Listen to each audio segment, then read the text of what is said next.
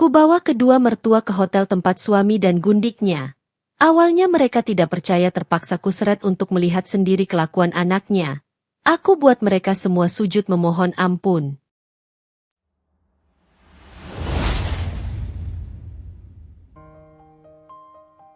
Pagi itu, rumah kecil berwarna krem di ujung gang tampak seperti biasa. Tenang, rapi, dan beraroma masakan yang baru matang.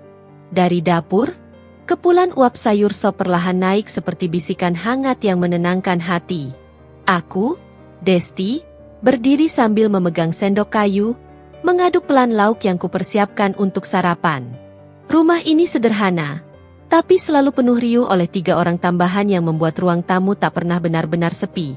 Ibu Hana, Pak Hasan, dan tentu saja, suamiku, Satria. Hari-hari kami jarang menegang. Tidak ada ledakan emosi tiba-tiba atau suara bentakan. Hanya ada rutinitas yang mengalir pelan seperti sungai kecil.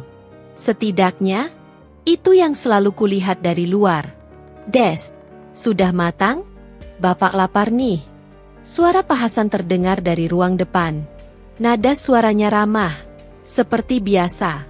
Sebentar lagi, Pak, jawabku sambil menambahkan garam sedikit saja.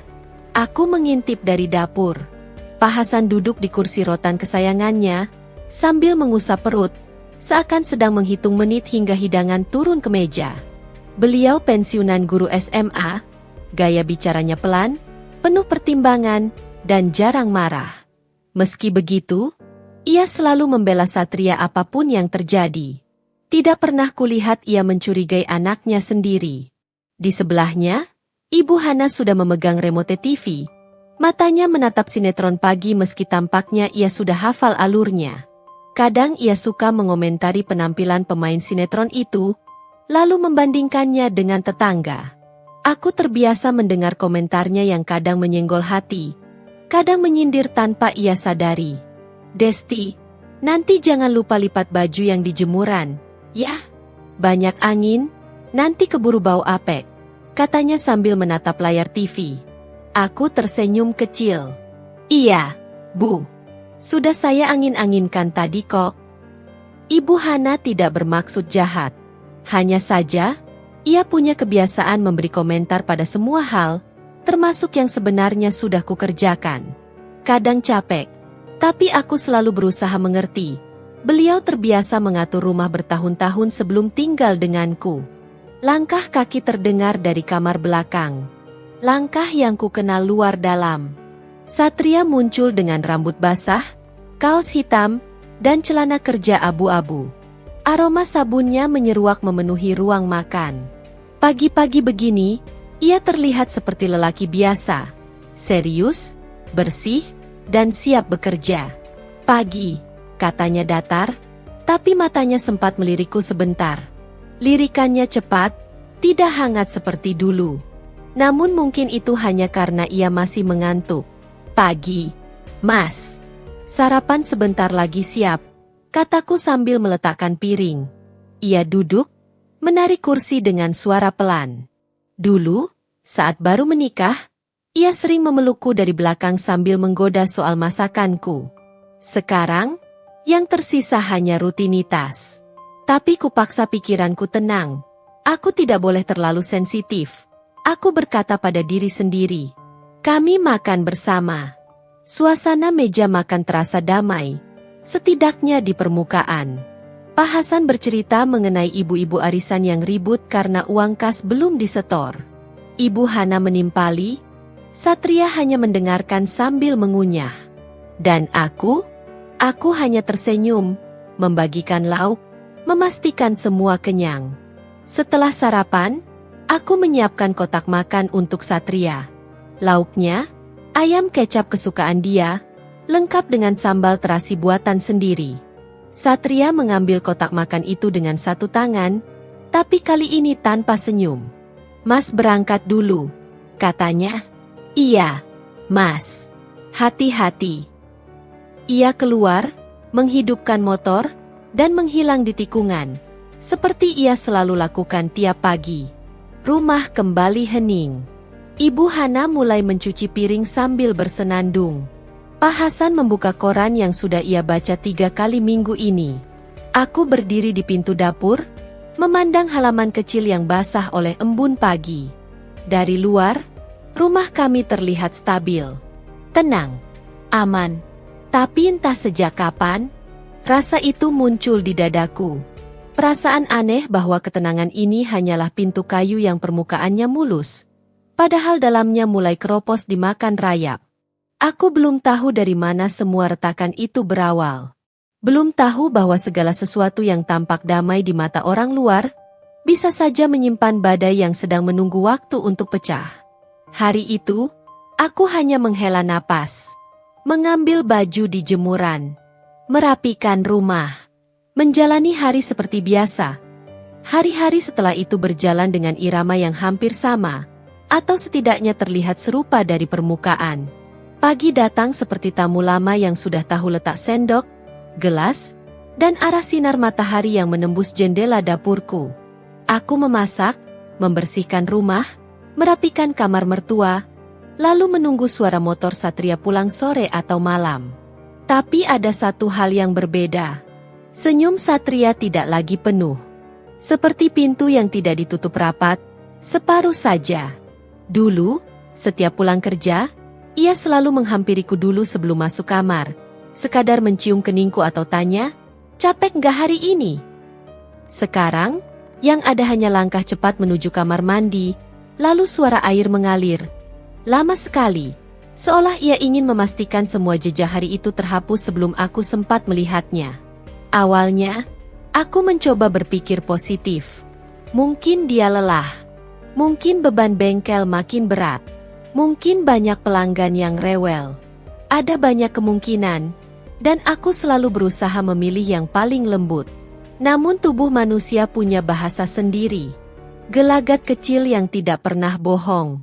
Satria mulai membawa ponselnya ke kamar mandi. Mulai memutar badan ketika ku tatap terlalu lama. Mulai menatap layar lebih sering dibanding menatap wajahku. Satu malam, sekitar pukul 10, ia duduk di kursi ruang makan. Lampu kuning menyinari wajahnya, menonjolkan lingkar mata yang entah karena lelah atau karena begadang entah di mana. Ia tertawa kecil sambil membalas pesan di HP. "Ada apa, Mas?" tanyaku pelan. Tidak ingin terdengar seperti interogasi. "Kerjaan," jawabnya cepat. Tidak ada penjelasan tambahan. Tidak ada tatapan yang biasanya menyertai. Ibu Hana dari ruang tamu tiba-tiba ikut nimbrung. "Iya Des, anak laki-laki itu beban kerjanya banyak. Kadang istrinya hanya perlu percaya. Jangan curiga melulu." Aku tersenyum masam. Aku bahkan belum curiga. Tapi komentar kecil itu menggantung seperti kain basah di dadaku. Beberapa hari kemudian, perubahan Satria makin jelas. Ia mulai pulang jam 11 malam. Kadang sampai 1 pagi. Kadang tidak memberi kabar sama sekali. Pak Hasan selalu membela, mungkin ada mobil rusak darurat. Namanya bengkel, kadang harus siap dipanggil kapan saja. Aku mengangguk, meski hati kecilku menolak. Malam itu aku duduk menunggu, menatap jam dinding yang jarumnya berjalan pelan. Terlalu pelan bahkan untuk menenangkan pikiranku. Ponselku sepi. Tidak ada pesan dari Satria sejak siang. Ketika akhirnya ia pulang, helmnya terlepas dengan gerakan terburu-buru. Ia masuk rumah tanpa senyum. "Mas dari mana? Kenapa nggak balas pesanku?" tanyaku. "Lembur. Banyak kerjaan." Jawabannya padat dan dingin. "Ada apa kau pulangnya larut sekali?" "Ya capek, Des. Kamu jangan tanya terus." Suara keras itu memantul di dinding ruang tamu.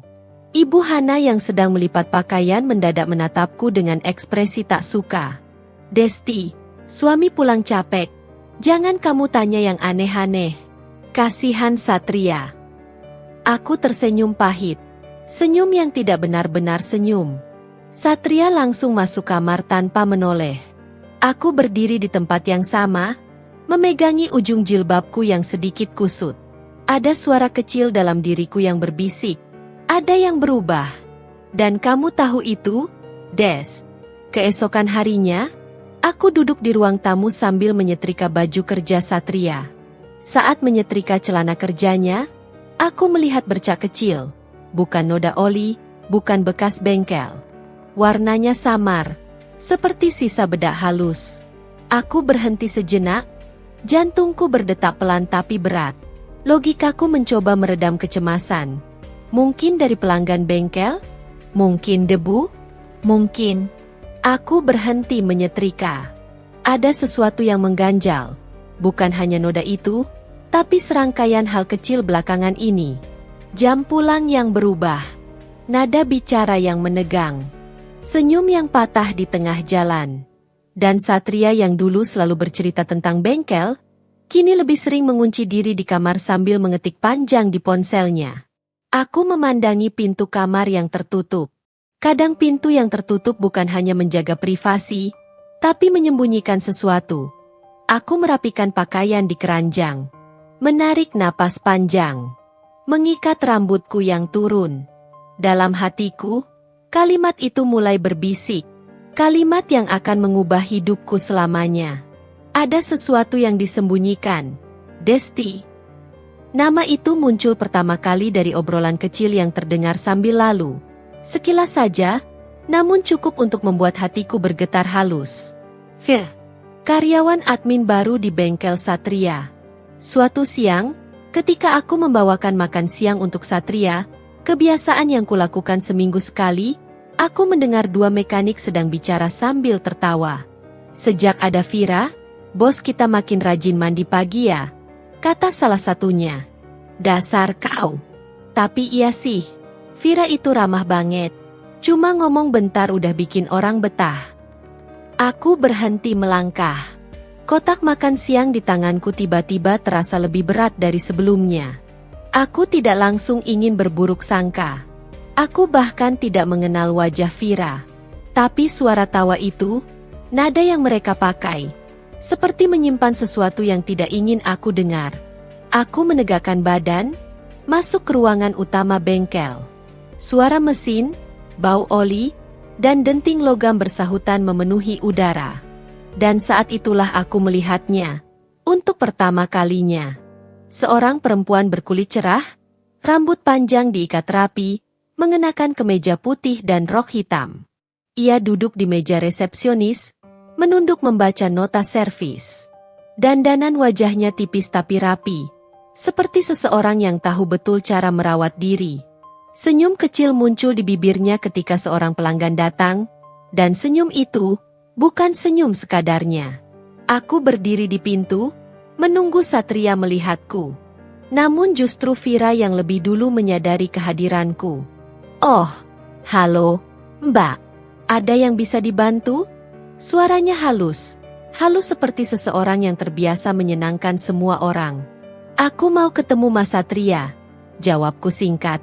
Oh, suaminya, ya? Ia tersenyum, senyum kecil tapi, entah mengapa menusuk. Senyum yang sedikit terlalu hangat untuk informasi yang baru ia ucapkan. Aku hanya mengangguk. Satria muncul dari ruang samping. Wajahnya terkejut melihatku. Bukan terkejut senang, tapi terkejut gugup. Seperti seseorang yang ketahuan melakukan sesuatu yang tidak ingin disorot. Dest, kok nggak bilang? Katanya cepat. Aku bawain makan. Aku mengangkat kotak di tanganku. Oh, ya, terima kasih. Jawabnya sambil melirik ke arah Vira. Lirikan itu cepat, tapi mataku menangkapnya jelas. Ada sesuatu di mata mereka berdua, suatu percikan samar yang berusaha mereka kubur. Aku duduk beberapa menit menunggu Satria menyelesaikan pekerjaannya. Dari tempatku, aku bisa melihat Vira sedang mengetik laporan sambil sesekali mengusap rambut ke belakang telinga. Gerakannya anggun, terlalu anggun untuk sebuah bengkel yang penuh bau oli, seolah ia tidak pernah sekalipun menyentuh debu. Para mekanik yang lewat sering melemparkan komentar kecil. Vira, tolong buatkan nota pelanggan ini ya, cantik. Vi, nanti sore ikut rapat kecil sama Satria ya. Rapat? Sore? Dengan Satria? Aku merasakan rasa tidak nyaman merayap pelan di antara sela-sela tulang rusukku. Satria akhirnya menghampiri. Des, aku masuk dulu ya. Banyak kerjaan. Aku mengangguk. Aku pulang dulu. Satria hanya mengucap singkat. Hati-hati, tanpa menatap lama. Ketika aku berjalan keluar dari bengkel, aku sempat menoleh ke belakang. Vira menatap punggungku. Bukan tatapan memusuhi, bukan tatapan ramah, tapi tatapan yang mengukur. Mengukur posisiku di hidup Satria. Mengukur sejauh mana ia bisa masuk. Aku tidak suka tatapan itu. Namun aku juga tidak ingin menuduh tanpa bukti. Hari-hari berikutnya, nama Vira mulai sering muncul dalam cerita kecil yang mencurigakan. Satria pulang malam dan berkata, "Tadi rapat tutup buku sama admin." Siapa adminnya? Ya hanya satu, Vira. Suatu malam, ponsel Satria bergetar. Di layarnya muncul nama, V admin bengkel. Satria buru-buru mematikan layar. Kerjaan, katanya sebelum aku bertanya. Tapi logikaku berbisik. Kalau hanya kerjaan, kenapa disembunyikan? Lalu mulai muncul hal-hal kecil lain. Wangi parfum perempuan di jaket Satria. Senyum yang hilang setiap aku mendekat. Satria sering mandi sebelum menyapa siapapun di rumah. Semua retakan kecil itu membentuk bayangan. Bayangan seorang wanita bernama Vira yang mulai masuk ke celah-celah hidup rumah tanggaku. Aku mencoba bicara pada Ibu Hana. Bu, akhir-akhir ini Mas Satria berubah. Kayaknya ada yang disembunyikan. Ibu Hana menatapku, tapi bukan tatapan mengerti. Desti, laki-laki itu pasti capek. Jangan cepat negatif. Suamimu itu baik, patuh sama keluarga. Kalau dia berubah, pasti karena kamu terlalu sensitif. Aku diam. Tidak ada orang di rumah ini yang percaya bahwa Satria bisa bersalah. Termasuk aku, setidaknya sampai tahap itu. Namun bayangan tentang Vira semakin jelas. Semakin dekat. Semakin mengikat perhatianku. Beberapa hari setelah bayangan tentang Vira mulai menghantui pikiranku, suasana rumah berubah seperti awan yang menggantung sebelum hujan. Tidak ada petir, tidak ada angin kencang, hanya tekanan samar yang membuat napas terasa berat. Satria makin sering pulang larut. Jam 8, jam 9. Jam 11. Kadang tanpa kabar sama sekali. Di meja makan, hanya ada piring kosong dan kursi yang terasa semakin dingin setiap malam. Aku mencoba menunggu, tapi jam dinding terus melangkah maju sementara pintu rumah tetap menutup rapat tanpa suara ketukan. Hari itu, tepat pukul 10 malam, aku duduk di ruang tamu dengan lampu yang setengah diredupkan. Ibu Hana sudah tidur. Pak Hasan di kamar membaca Al-Quran. Tapi mataku menatap pintu tanpa benar-benar melihat apa-apa. Ponselku berbunyi. Satu pesan masuk. Maaf, Des. Pulang malam. Banyak servis. Jangan tunggu. Tidak ada emoji. Tidak ada nada lembut. Seperti pesan yang dikirimkan bos kepada bawahan, bukan suami kepada istri. Aku menatap kata-kata itu lama. Lalu, tanpa sadar, air mataku jatuh satu tetes. Bukan karena pesan itu menyakitkan, tapi karena aku mulai merasakan jarak yang bahkan tidak bisa kuukur jaraknya. Dan malam itu, sebuah kebetulan, or mungkin takdir, memberi aku pintu pertama menuju kenyataan yang tidak ingin kulihat. Sekitar pukul 11 lewat, ponsel Satria yang ia tinggalkan di meja dapur berbunyi. Ia lupa membawa ponselnya. Hal yang mustahil biasanya. Layar ponsel menyala. Nama pengirimnya muncul jelas. V admin bengkel hati kuning. Aku mematung. Simbol hati itu seperti jarum yang menusuk pelan. Bukan sekali, tapi berkali-kali. Pesannya masuk lagi. Mas, sudah sampai? Jangan lupa mandi ya. Hehe. Ada sesuatu yang runtuh di dalam dadaku. Rasanya seperti kain tipis yang disobek perlahan sampai tak berbentuk. Aku tidak membuka pesannya. Aku tidak melanggar privasi. Aku hanya membaca apa yang muncul di layar, yang sudah lebih dari cukup untuk membuat dunia di sekitarku berputar. Telingaku mendengung. Tanganku bergetar. Aku harus duduk agar tidak jatuh. Napas yang sejak tadi kutahan akhirnya pecah seperti pintu bendungan. Mandi? Gumamku pelan. Untuk siapa ia mandi malam-malam begini? Untuk apa? Esoknya, ketika mencuci pakaian, aku menemukan barang lain. Bukti kedua, bukti yang tak lagi samar. Sebuah struk panjang terlipat di saku jaket hitam Satria. Struk hotel. Hotel bintang 3 di pusat kota. Tanggalnya tepat 2 hari lalu. Malam ketika ia berkata pulang pukul 12 karena servis mobil pelanggan. Aku membaca rincian kecil yang tercetak rapi. Check-in, pukul 19.24. Check-out, pukul 22.57. Kamar, deluxe queen bed. 2 tamu. Kamar, 2 tamu. Suara batinku pecah. Suara yang tak pernah ingin ku dengar. Tangan kiriku gemetar sampai kertas itu bergetar seperti daun rapuh tertiup angin. Jika aku hanya memegang firasat, mungkin aku bisa menyangkal. Jika aku hanya melihat perubahan sikap, mungkin aku bisa mengira-ngira. Tapi struk hotel ini adalah pisau yang menembus kulit, daging, tulang, dan menancap sampai inti jiwaku. Aku duduk di lantai dapur, lututku lemas. Tangisku keluar tanpa bisa kutahan. Tidak ada suara, hanya air mata yang mengalir tanpa ampun. Bukti ketiga datang tanpa diminta, tanpa ku cari. Di sore hari, aku diminta Pak Hasan mengambilkan dompetnya yang tertinggal di mobil. Saat membuka pintu mobil Satria yang diparkir di teras, sesuatu jatuh dari dashboard.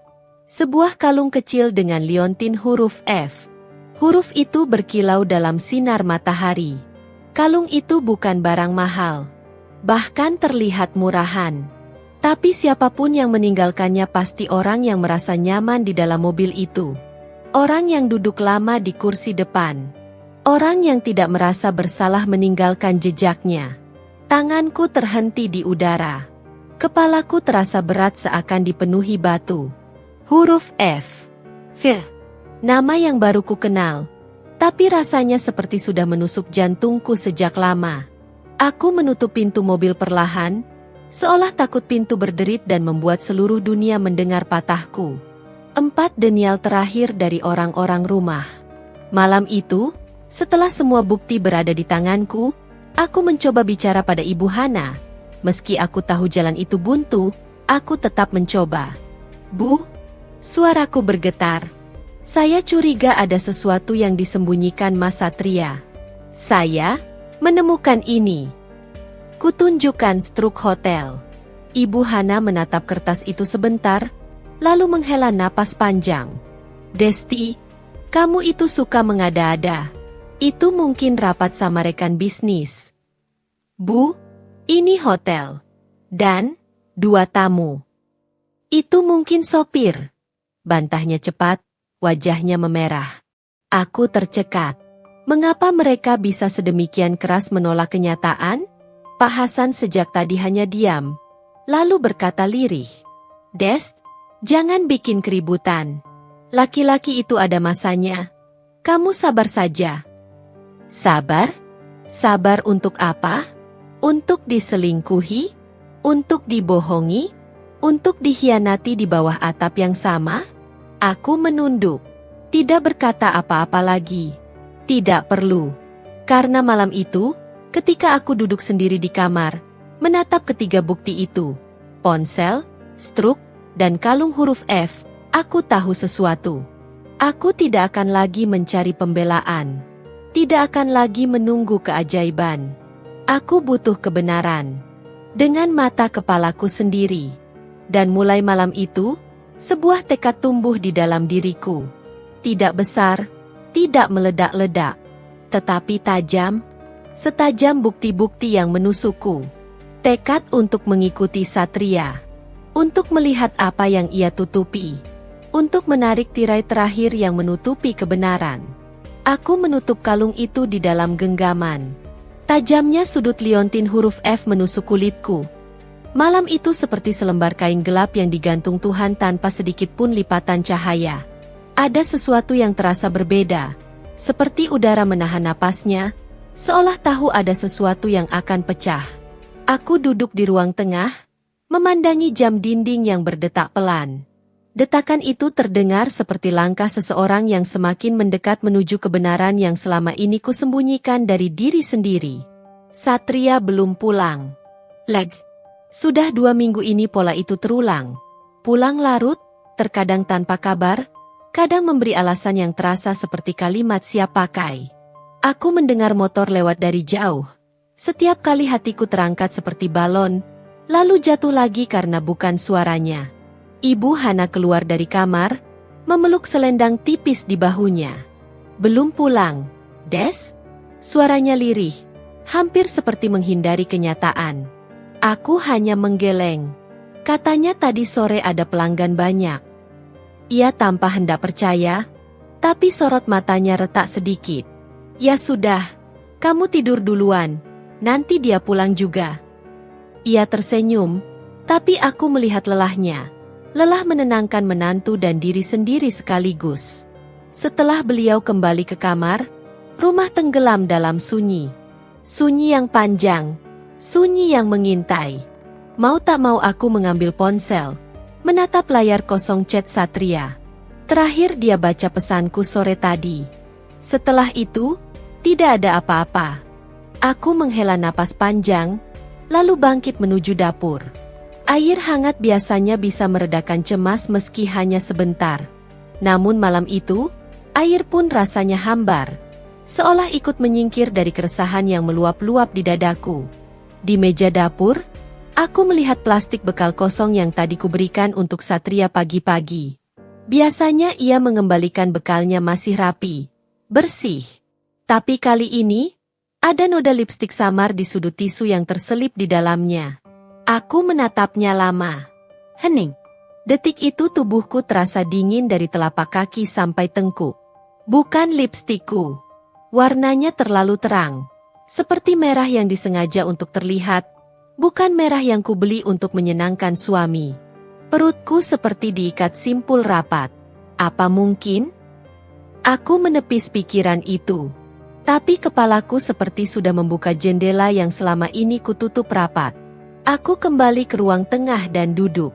Lampu redup membuat bayanganku di lantai terlihat seperti seseorang yang duduk bersamaku, memperhatikanku tanpa suara. Pukul 22.47. Teleponku bergetar. Hanya sekali.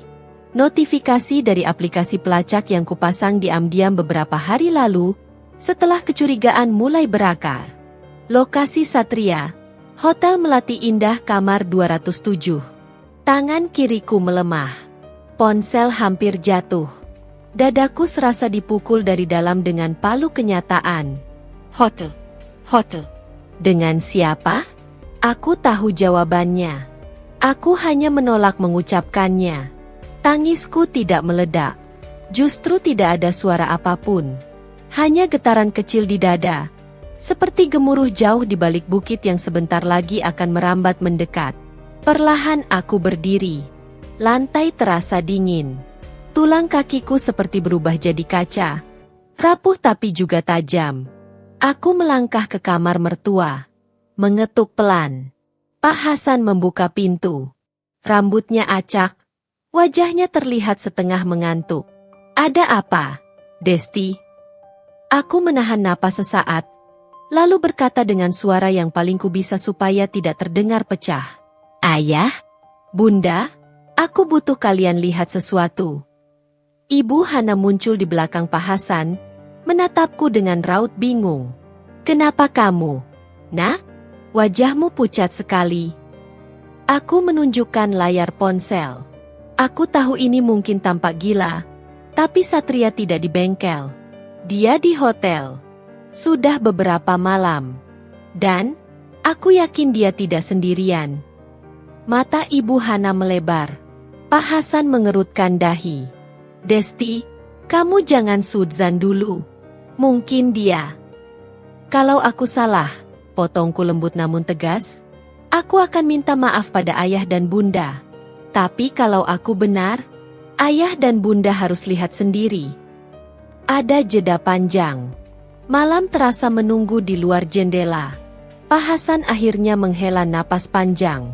Baiklah, kita lihat. Ibu Hana memegang tanganku. Tangannya gemetar sedikit.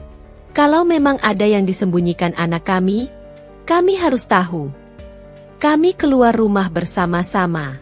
Angin malam menyeret bau dingin yang berdesir seperti bisikan.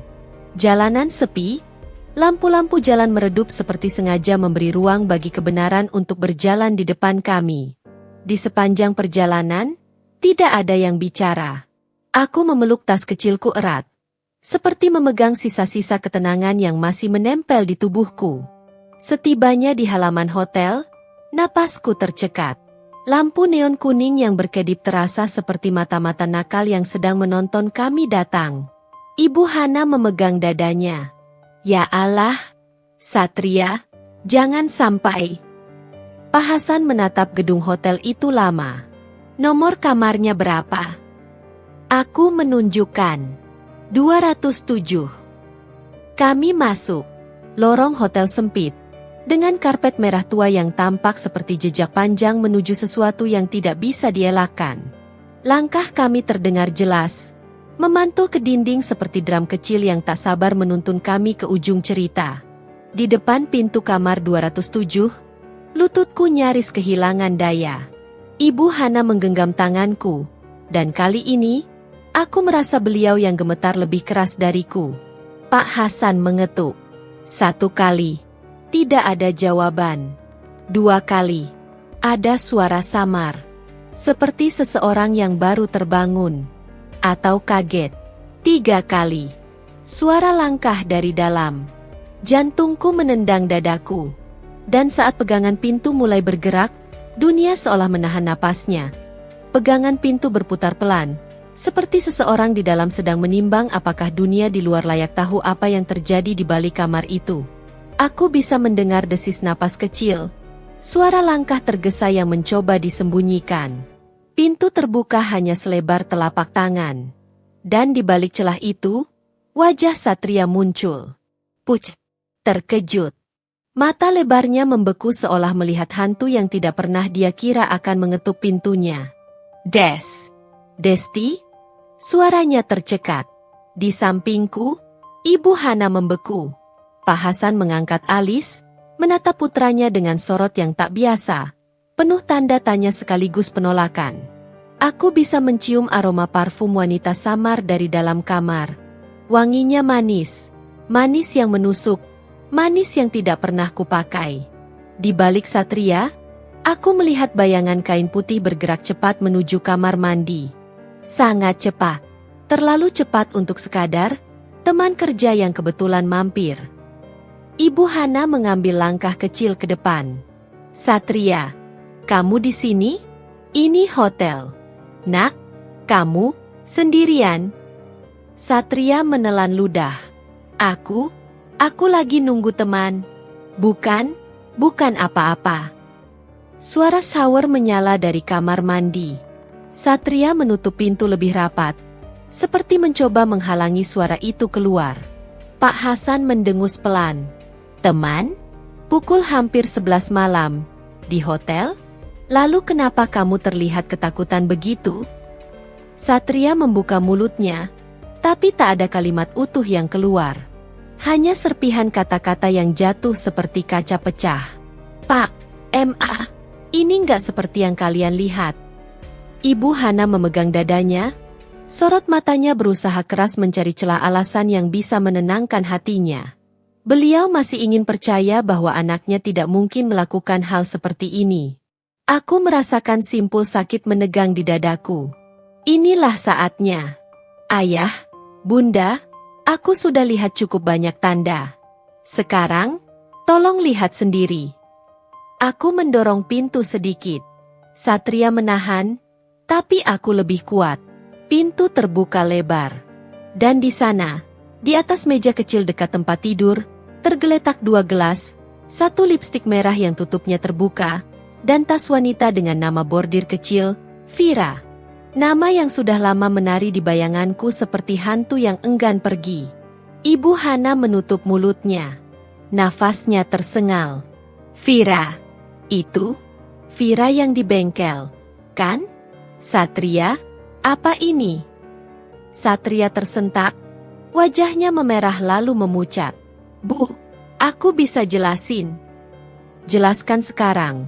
Suara Pak Hasan terdengar berat, seperti batu besar yang akhirnya dijatuhkan dari ketinggian. Shower berhenti. Sunyi menggantung. Lalu pintu kamar mandi terbuka pelan. Sangat pelan. Seolah dunia ingin memperpanjang detik-detik yang mendebarkan itu. Vira keluar. Dengan rambut basah. Menggenggam handuk menutupi tubuhnya. Mata besarnya membelalakan diri saat melihat kami. Ini bukan sekadar terpergok. Ini puncak dari rahasia yang selama ini ditumpuk rapat. Astaga! Ibu Hana hampir jatuh jika aku tidak sigap menahan lengannya. Nah, Satria, kamu, betulan? Vira bersuara lirih, ceritanya hancur dalam satu kalimat. Maaf, Bu. Satria panik. Vira, kamu harusnya tetap di dalam. Pak Hasan melangkah maju. Satria, kamu mempermalukan istrimu. Kamu mempermalukan kami, orang tuamu. Apa kamu paham itu? Aku hilaf, Pak. Ini bukan hilaf. Suara Ibu Hana pecah, matanya berkaca-kaca. Ini keputusan. Kamu memilih menghancurkan rumah tanggamu sendiri. Satria tertunduk. Aku cuma lagi banyak pikiran. Lagi banyak pikiran? Ulang Pak Hasan. Suara yang selama ini ramah berubah menjadi dingin seperti logam. Dan solusimu adalah berselingkuh. Suasana kamar hotel itu seperti berubah menjadi kota kecil yang penuh bara. Dinding-dindingnya memantulkan setiap kata, memperberat udara di dada masing-masing dari kami. Ibu Hana memandangku, wajahnya basah. Desti, maafkan kami. Kami tidak pernah membayangkan ini. Aku menggenggam tangan beliau. Aku tidak minta ayah dan bunda memilih pihak. Aku hanya ingin ayah dan bunda lihat sendiri apa yang selama ini aku rasa. Di sisi lain, Satria memukul dahinya sendiri dengan telapak tangan. Aku bodoh. Aku cuma. Belum sempat ia melanjutkan, Vira mendekat dan mencoba memegang lengan Satria. Refleksnya, Satria menarik tangannya menjauh. Vira, sudah. Jangan tambah parah. Pak Hasan mengangkat tangan, memberi isyarat pada Vira. Kamu pulang. Sekarang. Vira menunduk, mengeluarkan napas panjang yang terdengar seperti keputusasaan. Baik, Pak. Ia mengumpulkan barangnya tergesa, lalu keluar dari kamar tanpa menoleh. Jejak parfum manisnya seperti ironi, aroma kemenangan sementara yang akhirnya menjadi kekalahan telak. Setelah Vira pergi, keheningan terasa seperti kabut pekat. Dan disinilah bagian paling menyayat, Ibu Hana dan Pak Hasan, dua orang tua yang selama ini mati-matian membela putranya, masih berusaha mencari serpihan alasan untuk mempercayai bahwa anaknya tidak seburuk itu. Apa ada masalah di rumah? Tanya Pak Hasan, suaranya lebih tenang, tetapi jelas berusaha mempertahankan harapan. Satria terisak kecil. Aku cuma merasa Desti semakin sibuk.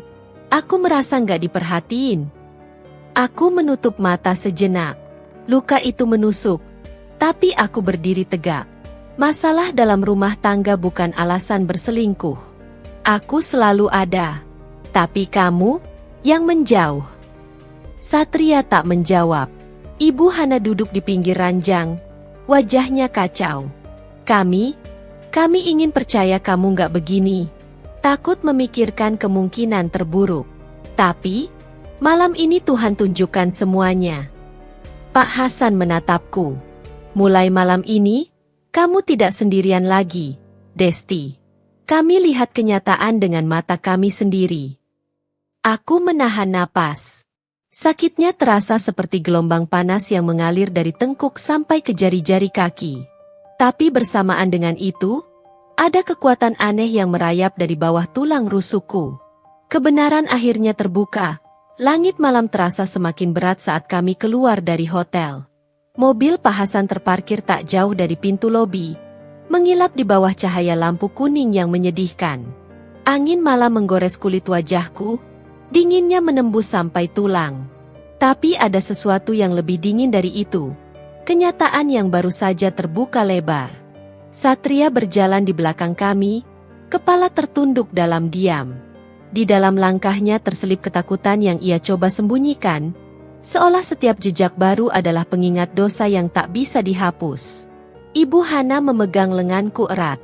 "Nak, kamu kuat sekali. Andai dari awal kamu cerita." "Aku takut Bunda nggak percaya," jawabku pelan. Senyumnya getir, seperti seseorang yang baru sadar bahwa dirinya pernah menutup mata terlalu rapat. "Kami memang terlalu membela dia." Pak Hasan menyalakan mesin mobil. Suaranya berat, seperti hatinya. Saat menoleh ke arah Satria, ia hanya berkata satu kalimat, "Masuk."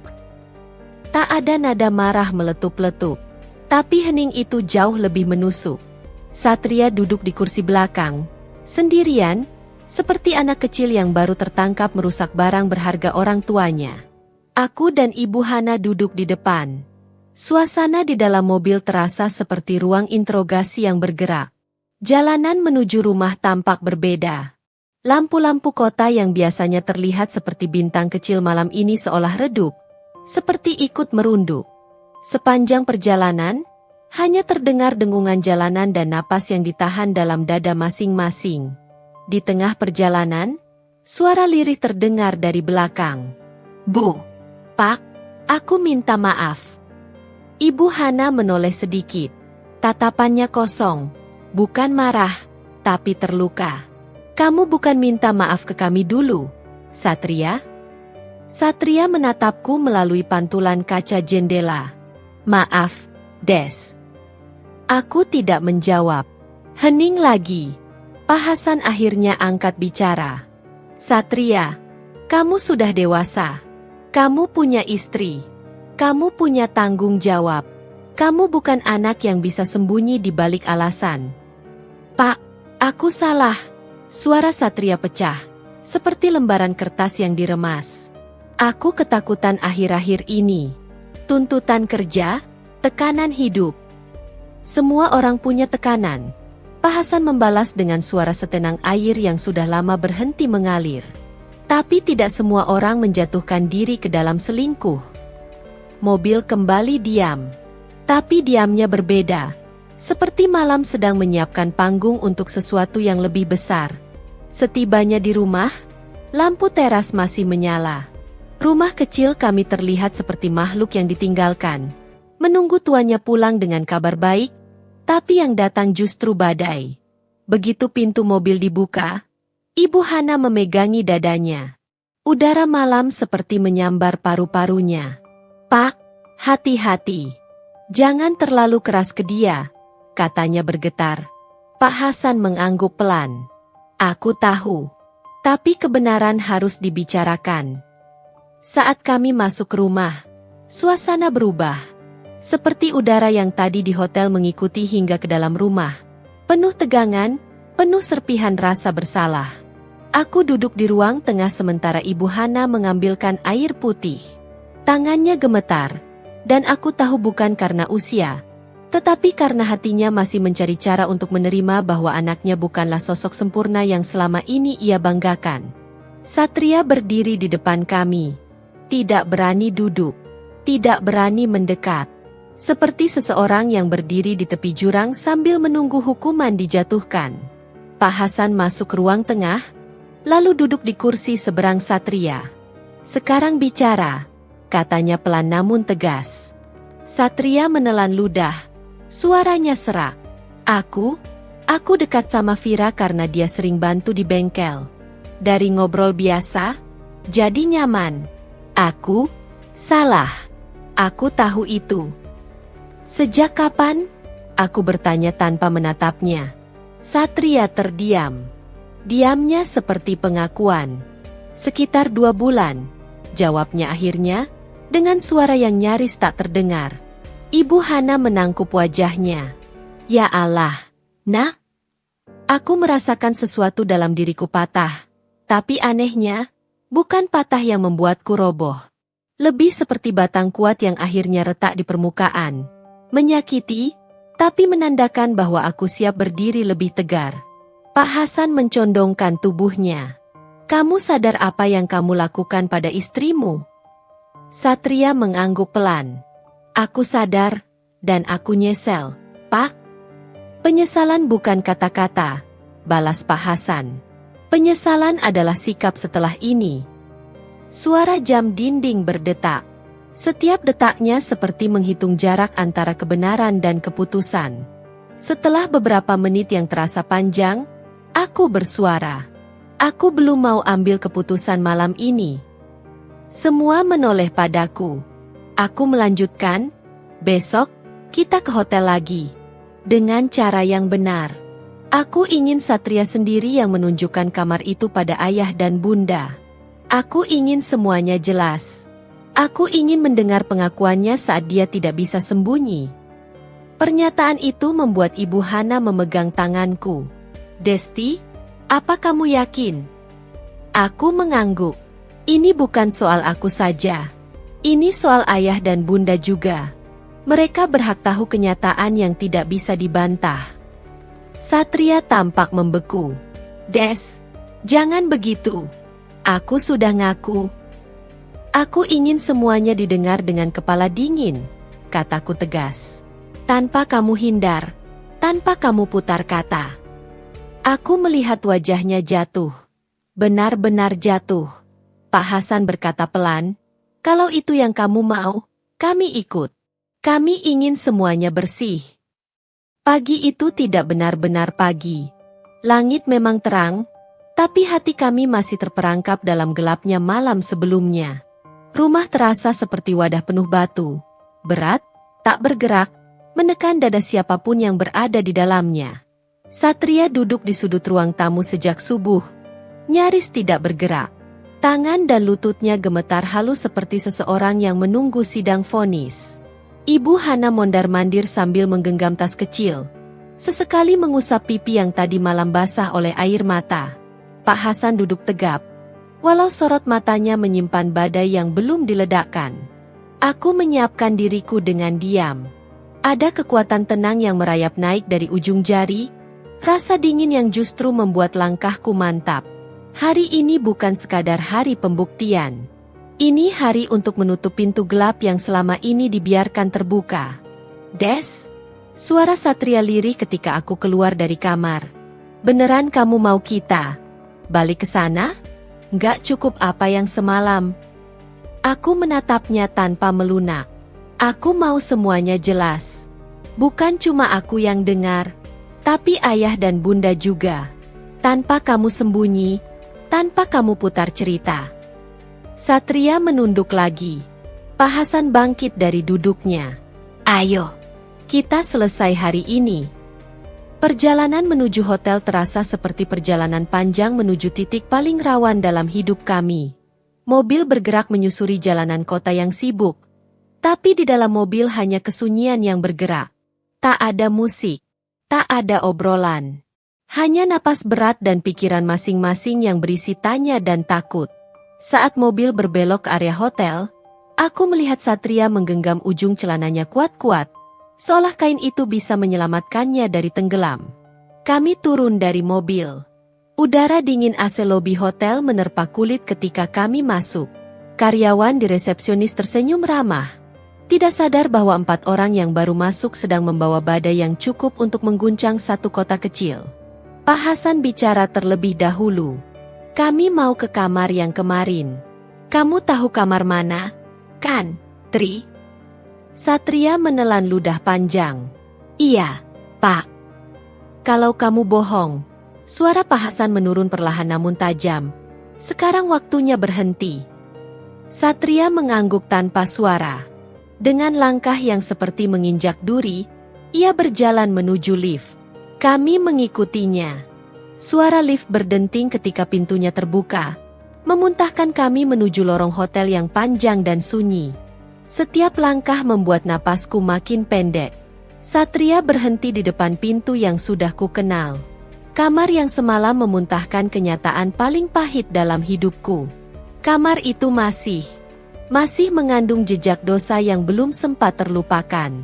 Ibu Hana memegang dadanya. Ya Tuhan. Pak Hasan berdiri tegap. Buka. Satria mengeluarkan kartu kamar dengan tangan gemetar. Saat kartu menempel pada pemindai, lampu hijau menyala. Bunyi beep itu seperti letupan kecil, tapi cukup untuk membuat jantungku memukul tulang rusuk. Pintu terbuka. Dan kamar itu tak kosong. Ada koper lain di dekat meja. Sebungkus tisu terbuka. 2 botol air mineral masih segelan. Sepasang sandal wanita yang kukenal bentuknya. Sandal milik Vira. Satria memucat sepucat kertas yang kehabisan tinta. Dia masih di sini? Ibu Hana terbelalak. Masya Allah. Aroma parfum manis yang semalam menyengat hidungku kembali memenuhi udara. Tidak kuat, tidak asing. Wangi itu seperti tanda tangan dosa. Ketika kami masuk beberapa langkah, pintu kamar mandi terbuka pelan. Lagi. Dan Vira muncul. Rambutnya tergerai. Wajahnya masih lembab, jelas baru mandi. Tapi kali ini, tidak ada rasa malu seperti semalam. Justru ada keheranan, ketergesaan, campuran takut dan percaya diri yang aneh. Mastri, kamu balik lagi? Katanya dengan suara kecil. Suasana langsung pecah. Ibu Hana memekik lirih, menutup mulut dengan kedua tangan. Pak Hasan melangkah maju, wajahnya merah padam. Satria merosot di ujung tempat tidur seperti seseorang yang lututnya tidak sanggup menopang beban kesalahannya. Aku hanya berdiri, tidak bergerak, tidak mundur, tidak goyah. Tapi hatiku mengeluarkan suara retak panjang. Kali ini, bukan lagi bayangan, bukan dugaan, bukan bukti samar. Ini kenyataan kasar yang menampar wajah siapapun yang menyaksikannya. Pak Hasan mendekati Vira. Kamu tinggal di kamar ini. Sejak kapan? Vira gelagapan. Saya cuma bantu Mastri. Dia capek. Dia bilang rumah lagi ribut. Jangan fitnah rumah kami. Ibu Hana memotong tajam. Kalau kamu ada urusan dengan anak saya, itu bukan karena rumahnya. Itu karena anak saya lemah, dan kamu masuk saat dia lemah. Vira tak bisa membalas. Satria menunduk makin dalam. Aku salah. Pak, Bu, Des, aku salah. Aku tahu kamu salah, jawab Pak Hasan, tegas namun bergetar. Yang aku mau tahu adalah, kamu mau berubah atau kamu mau tenggelam bersama kesalahanmu? Satria menangis. Air matanya jatuh tanpa ia usap. Aku mau berubah. Aku mau kembali. Aku mau. Sebelum ia lanjut, Vira menyela. Suaranya meletup seperti petir kecil. Mastri, kamu bilang ke aku kalau kamu gak bahagia. Kamu bilang ke aku kalau kamu mau pisah. Kamu bilang. Cukup. Aku menatap Vira tajam, dan untuk pertama kalinya, dia mundur. Aku mendekat satu langkah, menatapnya tanpa berkedip. Kalau Satria bilang begitu, itu dusta untuk cari tempat bersandar. Waktu dia pulang ke rumah, dia masih makan masakan yang aku buat.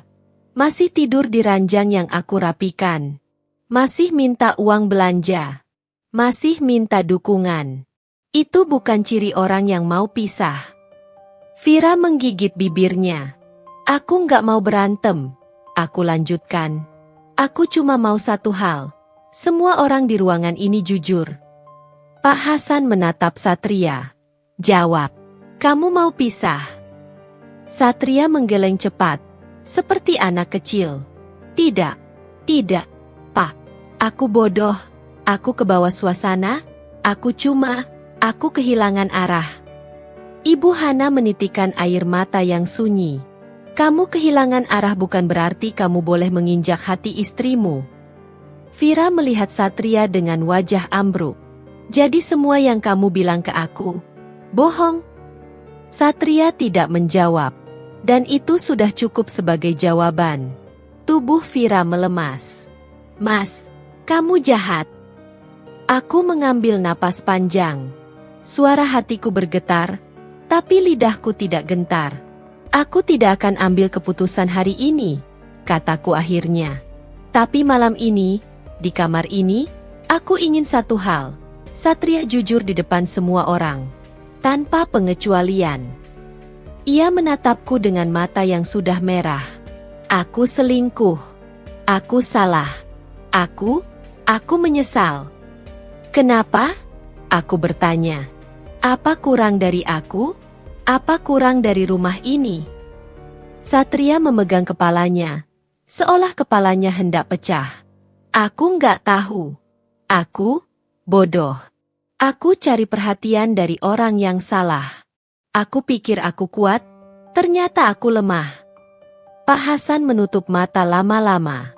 Kamu telah mempermalukan keluarga ini. Ibu Hana menangis diam-diam di pundakku. Dan aku, berdiri di tengah badai yang meledak itu tanpa gemetar, dia berlutut. Lututnya menghantam lantai dengan bunyi kecil tapi jelas. Tangannya terentang ke arahku. Des, aku salah. Aku mohon ampun. Suaranya pecah seperti gelas yang jatuh di lantai marmer. Air mata menuruni wajahnya, menetes ke lantai. Aku tidak bergerak. Ia melanjutkan, lebih putus asa dari sebelumnya. Aku kebablasan, aku bodoh, aku hilang akal. Des, tolong, jangan tinggalkan aku, jangan buat orang tuaku malu. Mbak Desti, saya minta maaf, saya yang salah, saya yang mulai duluan. Aku menoleh sedikit, mataku terbakar. Diam. Tidak perlu berteriak. Kata itu saja sudah cukup untuk membuat Vira menunduk. Tubuhnya mengecil seperti bayangan yang ketakutan pada cahayanya sendiri. Satria masih sujud. Kepalanya menyentuh lantai. Benar-benar menyentuh lantai kamar hotel tempat ia berselingkuh. Aku mohon ampun. Des, aku bersimpuh. Demi kamu, demi pernikahan kita, demi semua yang pernah kita bangun. Tangisku nyaris pecah. Tapi aku menahannya di kerongkongan. Aku menatap kedua mertuaku yang berdiri terpaku. Raut wajah mereka seperti melihat tubuh anak sendiri digantung oleh kesalahan yang ia buat dengan tangannya. Bapak, Ibu. Suaraku bergetar. Maafkan kami, maafkan Ibu. Nah, Ibu sudah suzon sama kamu. Ibu bela anak sendiri padahal dia salah besar. Aku ingin menenangkan, tapi kata-kataku tidak keluar. Pak Hasan menunduk. Suaranya rendah, namun penuh luka. Desti, kamu perempuan baik, kamu sudah sabar, terlalu sabar, kami yang buta. Hening menyergap seisi kamar. Satria masih berlutut, bahunya naik turun menahan tangis lalu, ia mencoba meraih kakiku. Aku mundur setengah langkah. Desti, tolong, ampuni aku. Ada sesuatu yang bergetar di dalam diriku. Bukan kebencian, tapi kesadaran bahwa malam ini bukan lagi soal menang atau kalah. Ini tentang martabat yang sudah ditanamkan Tuhan di dalam dada setiap manusia. Aku mengambil napas panjang, tatapanku tetap pada Satria yang sujud. Bangun. Suaraku pelan, tapi tegas. Satria mengangkat wajahnya perlahan. Sudut matanya merah, rambutnya acak-acakan, tubuhnya tampak ringkih. Aku tidak akan memukulmu. Aku tidak akan mempermalukanmu lagi. Karena yang mempermalukanmu adalah pilihanmu sendiri. Ia terisak. Dest. Aku menggeleng. Aku melihat semuanya malam ini. Dan apa yang kalian lihat malam ini? Aku menatap kedua mertuaku. Bukan untuk menghinakan kalian. Tapi agar kalian tahu, siapa sebenarnya yang menghancurkan rumah ini. Ibu Hana menutup mulutnya sambil menahan tangis. Pak Hasan memijit pelipisnya. Vira menangis terseduh-seduh, wajahnya pucat pasi. Satria kembali menunduk. Kali ini bukan sebagai permohonan, melainkan karena ia sadar, garis hidupnya telah ia ubah sendiri. Malam itu, di kamar hotel yang pengap oleh kebohongan yang terungkap, aku berdiri di tengah mereka, tubuhku gemetar, tapi kakiku kokoh pagi itu. Setelah malam panjang di hotel yang mengungkap segalanya, rumah terasa seperti bangunan yang baru saja diguncang gempa. Tidak ada kerusakan yang terlihat, tapi seluruh fondasinya retak. Aku duduk di ruang tamu sambil menatap jendela yang buram oleh embun. Rasanya seperti melihat hidupku sendiri, temaram, tapi perlahan menyingkap arah baru. Ibu Hana dan Pak Hasan duduk di seberangku. Wajah mereka masih sembab. Tetapi kali ini tak ada lagi kecurigaan tersembunyi. Tak ada lagi jarak dingin antara menantu dan mertua. "Nak, kami mau bicara." Suara Pak Hasan terdengar pelan dan berat. Aku menoleh. Dalam sekejap, aku bisa membaca sesuatu di mata mereka. Penyesalan, rasa bersalah, tapi juga kasih yang selama ini terhalang oleh prasangka. Ibu Hana menggenggam tanganku. "Desti, kamu perempuan kuat. Ibu mohon maaf. Selama ini ibu buta." Tanganku tak bergerak, tapi hatiku bergoyang. "Saya tidak menuntut apa-apa, Bu," suaraku pelan. "Saya cuma ingin dihargai." Ibu Hana menangis makin keras. Merunduk seperti seseorang yang akhirnya sadar bahwa ia telah menyakiti tangan yang selama ini membantunya berdiri. Satria pulang siang hari itu. Pintu rumah terbuka perlahan. Ia masuk dengan wajah bengkak, rambut acak-acakan, langkah terseret. Seperti seseorang yang kembali dari medan perang dan kalah telak. Ia menatap kami, aku, kedua orang tuanya, dengan mata yang sudah kehilangan cahaya. "Aku pulang." Tidak ada yang menjawab. Hening menyelimutinya seperti kabut. Ia berjalan ke arahku, namun berhenti beberapa langkah. Mungkin ia takut jarak itu terlalu jauh untuk dijembatani. "Des, aku mohon." Aku mengangkat tangan, menahannya. Bukan dengan marah, dengan batas. "Jangan mulai dengan permohonan maaf lagi," kataku tegas. "Saya sudah mendengarnya kemarin. Dan itu cukup." Satria gelisah. Ia menunduk, kemudian berlutut di depan mertuanya, tepat seperti malam sebelumnya. "Ayah, Ibu, aku salah besar." Suara itu pecah. "Aku sudah cemarkan nama keluarga. Aku mempermalukan kalian." Pak Hasan menutup mata sejenak. Napasnya panjang sebelum akhirnya berkata, "Satria, kamu bukan hanya mempermalukan kami. Kamu menghancurkan perempuan yang kamu nikahi." Satria menangis lagi. Tangis yang kali ini bukan untuk menyelamatkan diri, tapi karena ia sadar betapa besar dosa yang ia pikul. Lalu giliran aku yang berdiri. Ada gemetar halus di kakiku, tapi hati ini mantap. Saya tidak mau hidup dalam rumah yang saya sendiri tidak dihormati di dalamnya. Nadaku tenang, tidak mengguncang ruangan, tapi mengubah arahnya. Satria mendongak. Panik. "Des, jangan, aku janji berubah." Aku menggeleng pelan. Rumah tangga bukan hasil permohonan, tapi hasil perbuatan. Ia terdiam, seolah kata-kataku mencabut seluruh nafasnya. Aku mengulas napas pelan, lalu berkata, "Aku akan pergi dari rumah ini." Ibu Hana tersentak. "Nak, jangan pergi dari kami. Kalau kamu pergi, kami kehilangan anak perempuan yang kami belum sempat sayangi dengan benar." Kata-katanya mengguncangku.